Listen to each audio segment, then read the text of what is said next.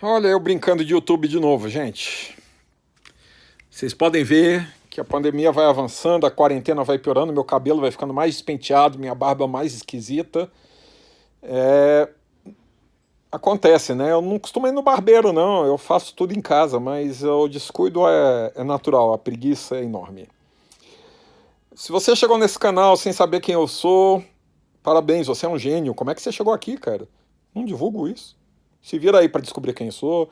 Meu nome tá no canal, ou então eu tô divulgando isso no meu Instagram, no meu Facebook, então você se vira aí, dá uma googleada.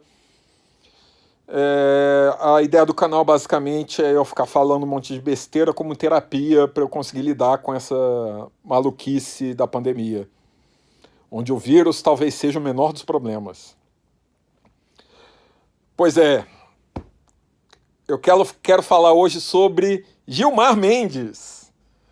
Olha só, Gilmar Mendes deu uma das suas, né? Ele deu a declaração de que, não vou citar as palavras exatas, porque aqui é tudo desengonçado, assim falo só olhando para o celular, mas ele disse mais ou menos que o exército tinha que tomar cuidado porque ao ele gerenciar o Ministério da Saúde, ele acabaria envolvendo a boa imagem que o exército tem com a população em uma política genocida. Forte, né? Exagerado? Será mesmo? Será que chamar a gestão Pazuello, vamos dar o nome certo, a gestão Bolsonaro, que Pazuello é só uma marionete ali, uma marionete interina, será que a gestão Bolsonaro da pandemia pode ser chamada de genocídio? Será que é exagero?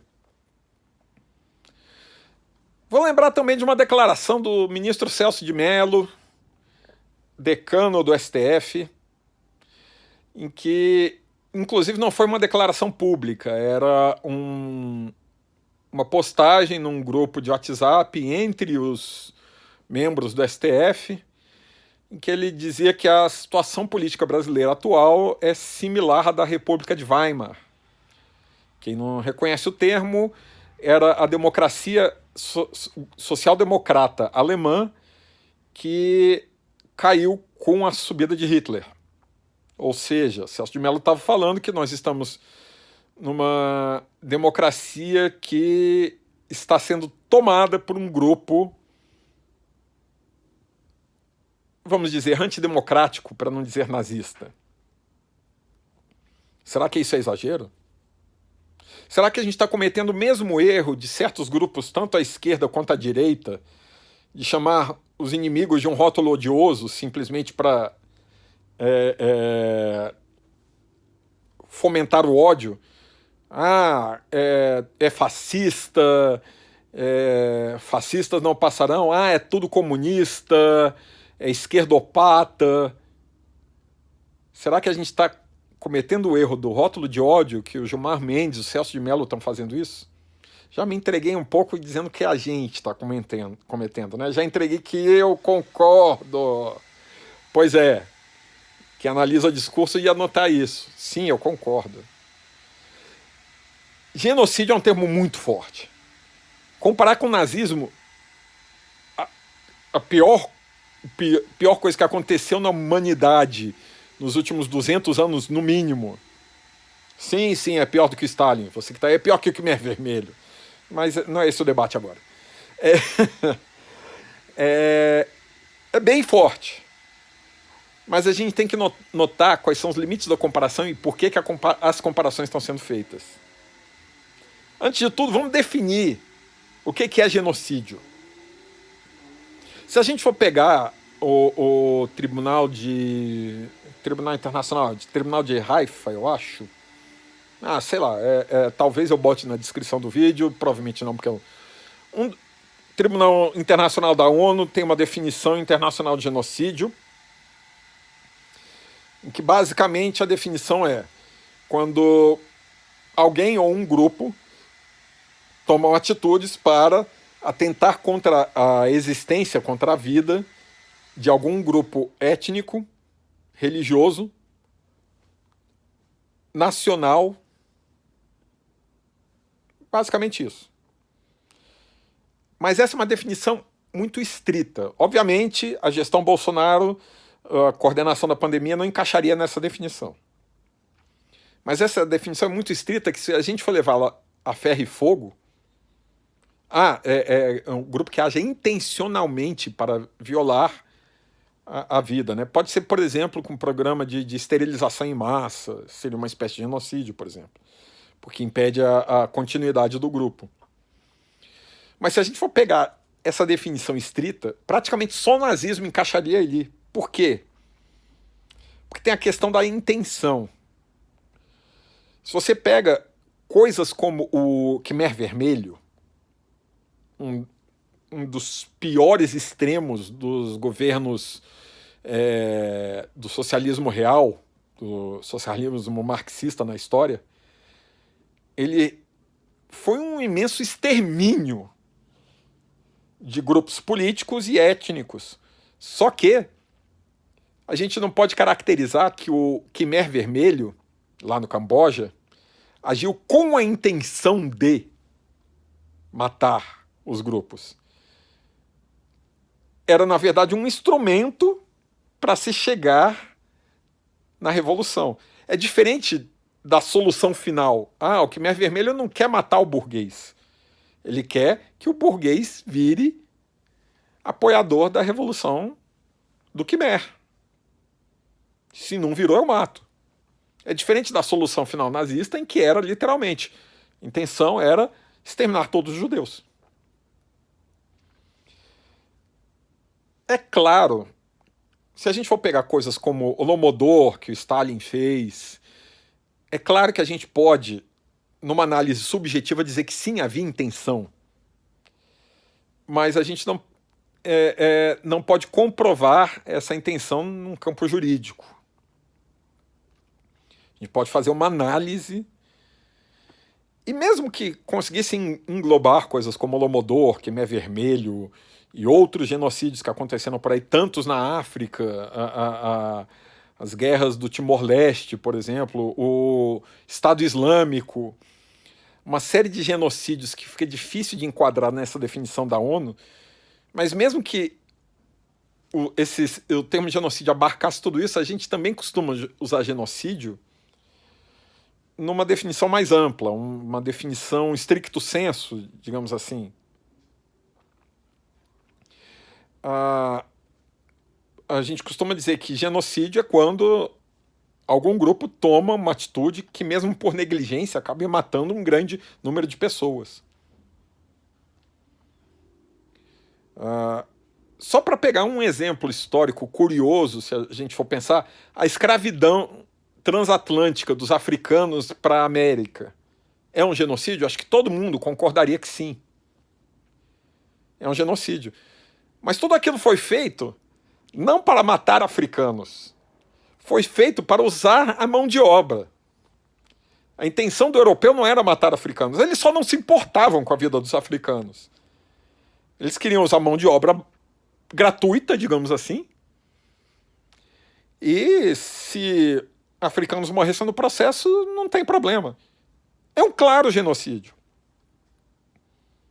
Então, voltando ao assunto original, pegando essa definição de genocídio, ações que por negligência, desinteresse ou interesses escusos acabe atingindo um grupo social grande, exterminando eles, será que a gestão em relação à frente à pandemia do Bolsonaro é um genocídio? Em termos numéricos, tudo bem que a gente deu alguns exemplos de escalas de milhões de mortos, e exceto no caso do nazismo, milhões de mortos num período de dezenas a centenas de anos. Dezenas, digamos. E a pandemia no Brasil, oficialmente, matou, até onde eu olhei a última vez, 74 mil pessoas, num curso de 3 meses, 4 meses. Não chega na escala dos milhões, mas sem dúvida é muita gente. É um número bastante assustador, sendo que há uma quase certeza de que esse número é subnotificado, talvez seja 2 a 3 vezes maior do que realmente é. Do que é divulgado, né? Não maior do que realmente é. Né? Eu diria que se a gente aceitar algo não é genocídio porque não chegou nos milhões de mortos, a gente está sendo um bocadinho desumano, né? Sem contar que a gente ainda não tem a contagem final. Eu realmente acredito que a gente não vai chegar no 1 milhão. Aí sim, estou lembrando das projeções do Imperial College, do vídeo do Átila, onde se falou em 1 milhão de mortos no Brasil, mas a gente está lidando com já na casa dos centenas de milhares de mortos. Assim, eu acho extremamente improvável, infelizmente, que a gente não ultrapasse 100 mil, 150 mil mortos. É muita gente. Mas quem está matando é o vírus, não é o governo. Será? O que é que o Brasil, os Estados Unidos, fizeram de diferente que se tornaram exemplos tão catastróficos? Vou deixar os Estados Unidos de lado, vou falar do Brasil. Nós conseguimos superar, e muito já, a má gestão que houve na Itália, na Espanha, nos piores exemplos lá pelo mês de abril. O que nós temos aqui? O que nós fizemos para que o vírus fosse tão letal conosco? Simplesmente não nos importamos com ele. É o caso da negligência. A pessoa do Bolsonaro, especificamente, é quem mais deu pouca importância. Não só deu pouca importância chamando de gripezinha, como deu pouca importância indo a público sem máscara, como deu pouca importância cumprimentando pessoas na rua, mas principalmente tentou ao máximo impedir medidas de isolamento, tentou vender um remédio que ele sabe que não tem evidência científica, foi contra praticamente todas as declarações de entidades de medicina e de sanitarismo, retardou ao máximo a chegada do dinheiro para os governos estaduais. Se isso não é negligência com a vida do brasileiro, eu não sei o que é. E o que é pior, a gente pode até achar que nem negligência é, porque, afinal de contas, quem morre de Covid no Brasil é preto, pobre, doente.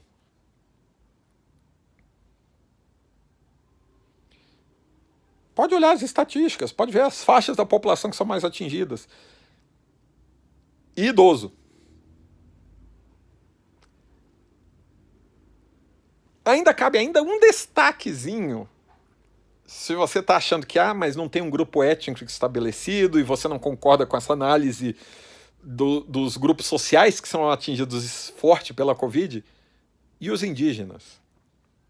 E os indígenas que o Bolsonaro não só não faz nada, como incentiva, através do discurso político, incentiva garimpeiro a entrar em reserva indígena, incentiva fazendeiro a ocupar reservas indígenas ilegalmente, porque sabem que a chance de ser regularizada depois, essa posse, por um governo negligente antiambientalista é muito maior. Isso é um genocídio do povo indígena, que é geneticamente e socialmente muito mais vulnerável ao coronavírus. E não só o coronavírus, ele já matava os indígenas antes, agora só acelerou. Então, pode não ser um genocídio à lá nazismo, pode não ser um genocídio à lá Khmer Vermelho, mas nós estamos falando de um governo que negligencia o risco de morte de dezenas de milhares de brasileiros, quase certamente daqui a um mês no máximo, centenas de milhares de brasileiros. Então, sim, quem se associa à gestão da pandemia do Bolsonaro está se associando a um genocídio. E me desculpe quem quer dizer que política isso, política aquilo. Nem a ditadura militar foi genocida. Nem Getúlio Vargas foi genocida. É um caso inédito na história do país. Me corrijam, historiadores, se eu estiver errado.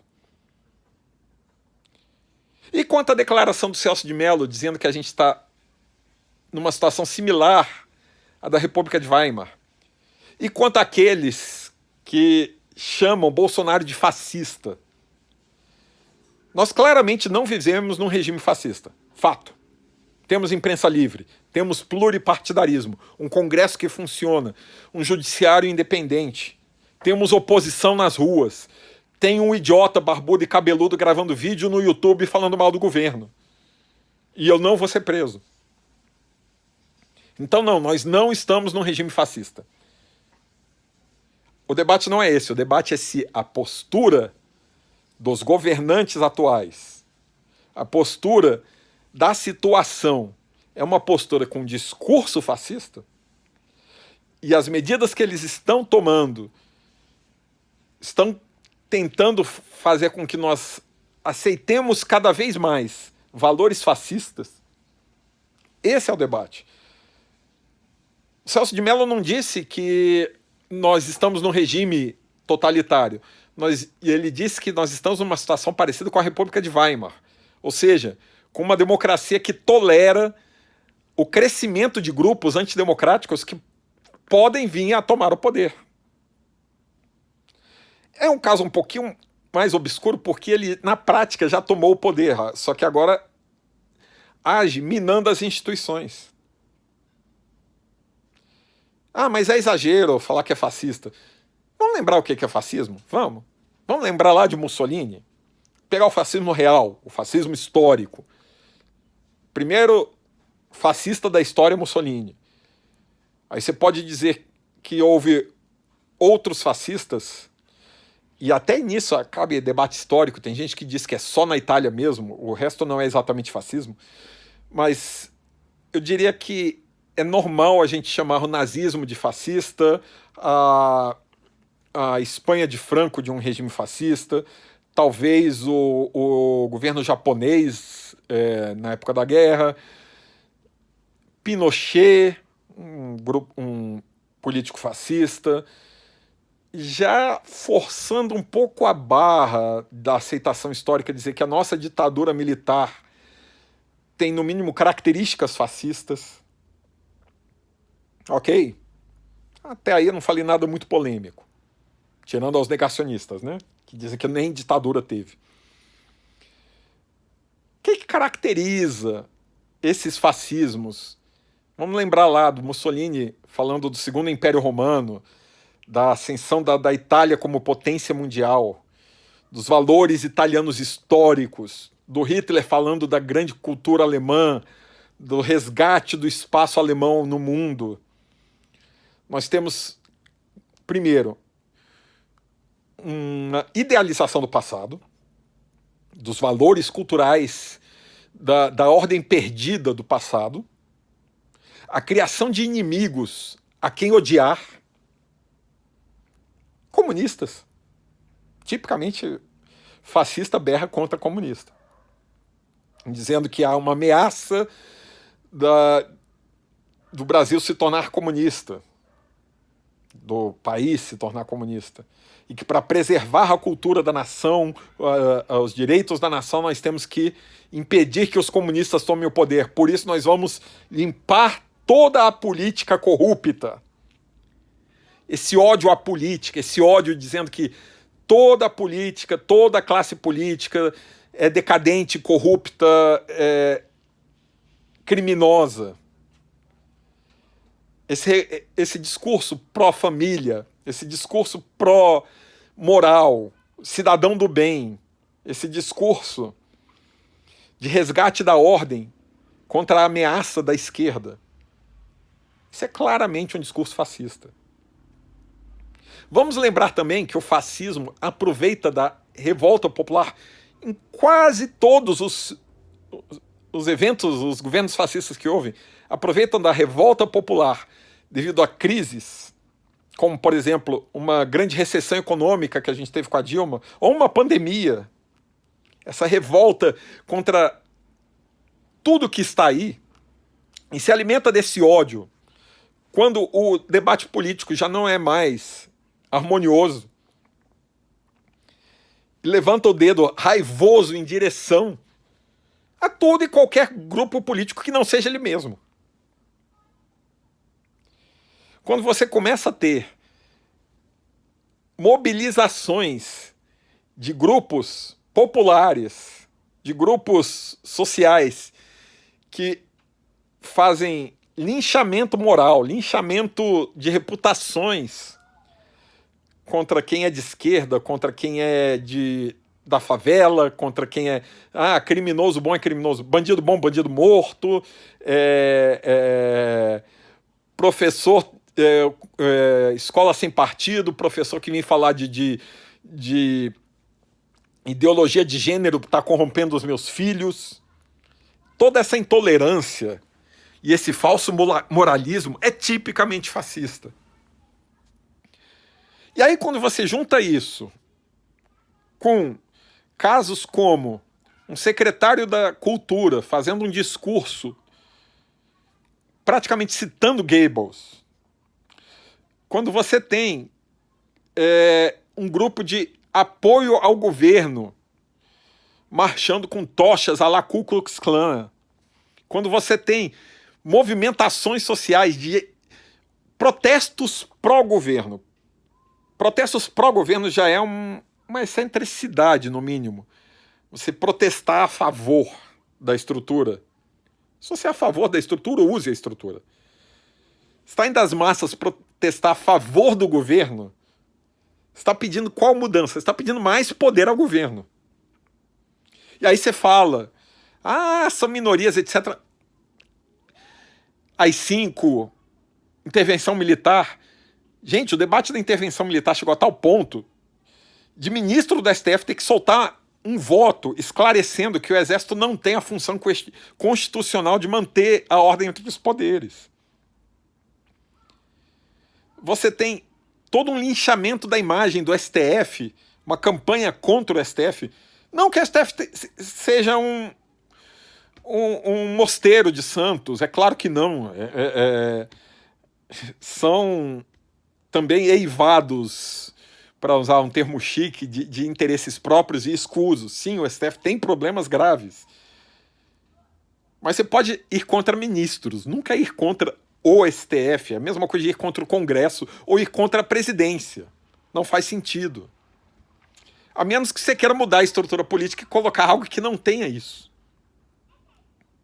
Ou seja, fascismo.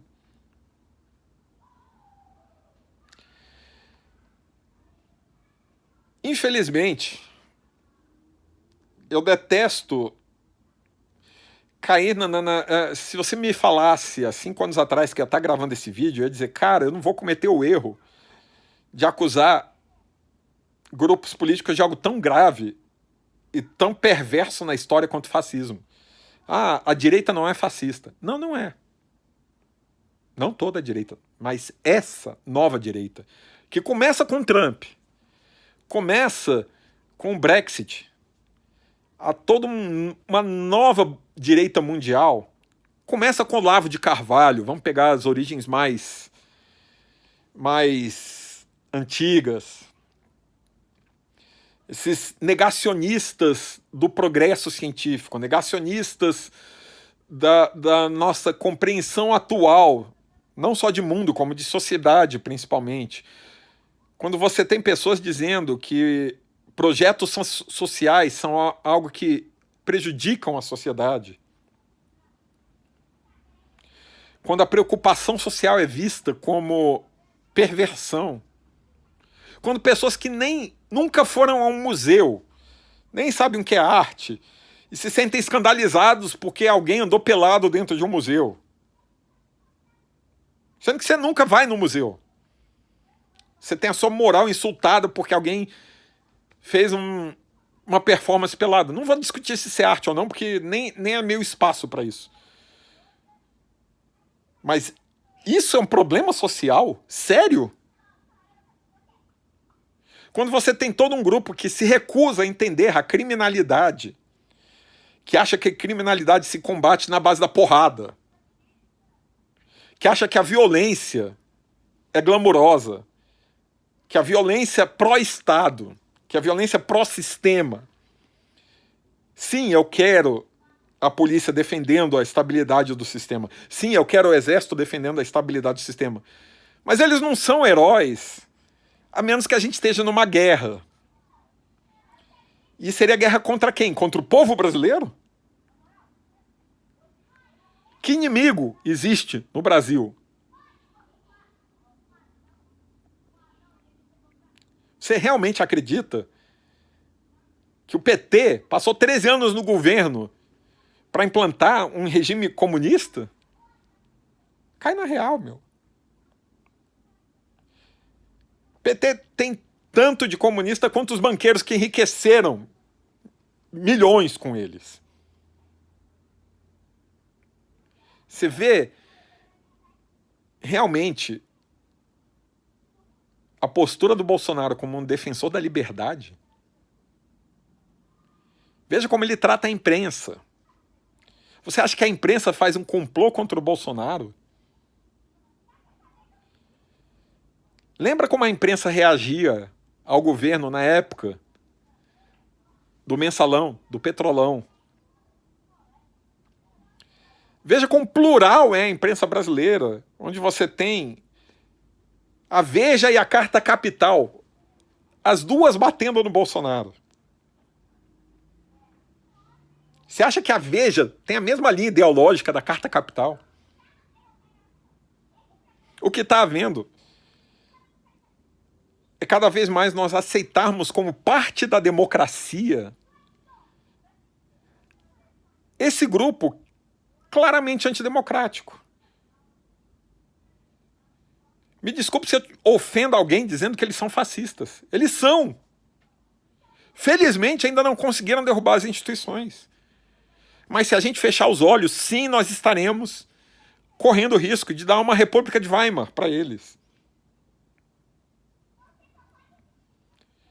O que mais me assusta nessa pandemia é exatamente pessoas como o Bolsonaro aproveitarem do caos social e da fragilidade democrática que uma situação dessa cria para implantar regimes de exceção.